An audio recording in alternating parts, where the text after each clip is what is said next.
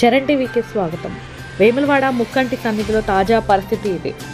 వేములవాడ శ్రీ రాజరాజేశ్వర స్వామి వారి ఆలయంలో బుధవారం సాధారణంగా భక్తుల రద్దీ ఉంది. చాలా వరకు గ్రామాల్లోని ఆలయాల్లో మాఘమాస జాతర ఘనంగా జరుగుతున్న నేపథ్యంలో రాజన్న ఆలయంలో భక్తులు తగ్గిందనే చెప్పవచ్చు. అర్చకులు ప్రత్యేక పూజా కార్యక్రమాలు నిర్వహించారు. ఆలయానికి వచ్చిన భక్తులు కుటుంబ సమేతంగా స్వామివారికి ఇష్టమైన కోడె మొక్కులతో పాటు ఇతర మొక్కులు చెల్లించుకున్నారు.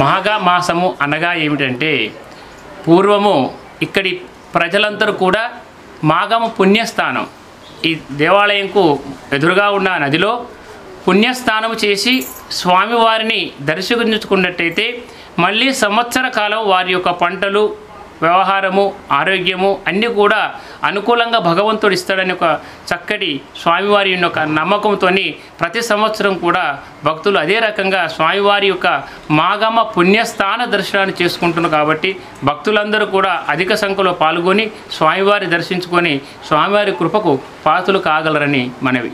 జై రూపాయ నమశివాయ. పుష్యమాసంలో వచ్చే ఆఖరి రోజు అమావాస్య ఉంది కదా, దాన్ని చొల్లంగి అమావాస్య అంటారు. తమిళులు తై అమావాస్య అంటారు. అది చాలా శక్తివంతమైన, చాలా విశేషమైన అమావాస్య అన్నమాట. మనకి విష్ణు సహస్రనామంలో త్రిసామాసామ అగస్సామహ నిర్వాణం భేషజం భిషక్ అనే ఒక నామం ఉంటుంది కదా, ఆ నామాన్ని నిరూపించటానికి విష్ణుమూర్తి భూమి మీద వైద్య వీరరాఘవ స్వామి అనే స్వరూపంతో అవతరించిన అద్భుతమైన దినం ఆ రోజు. అలాగనే ఆ రోజుకున్న ప్రత్యేకమైన శక్తి ఏమిటి అంటే రోగహరణ శక్తి.